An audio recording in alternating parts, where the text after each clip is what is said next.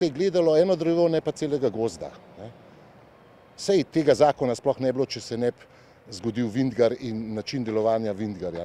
Dvoje vatle imamo, pa najbrž je nekdo v zadaj imel še Postojnsko jamo v očeh. Če bi imel možnost, bi ta zakon še enkrat odprl in določil nekoliko bolj življenjsko. Nov zakon ne dopušča skrbništva naravnih vrednot društvom. Zato so v turističnem društvu Bohinj prenehali pobirati vstopnino za ogled Savice. Vseeno imajo na vstopni točki informatorja, ki skrbi za urejanje poti in čistočo. Trenutno smo, tako rečeno, na škodi, ampak vseeno se nam zdi, da je prav, da za vse te ljudi, da se poskrbi, kot rečeno, tudi za čistočo, za varnost. Dolgoročno pa od upravljavca pričakujejo rešitev, kajti četudi je vstopnina vsega 4 evre. In da se še temu odrečemo, je v resnici norost. Absurdno tudi, ker društvo v Bohinju ne sme, društvo v Gorjah pa sme pobirati vstopnino za ogled naravne vrednote, kot pojasnjuje v Triglavskem narodnem parku, ki so upravitelji, zato ker ima Vintgar od ministra potrjeno ceno vstopnice in uredbo o omejevanju obiska.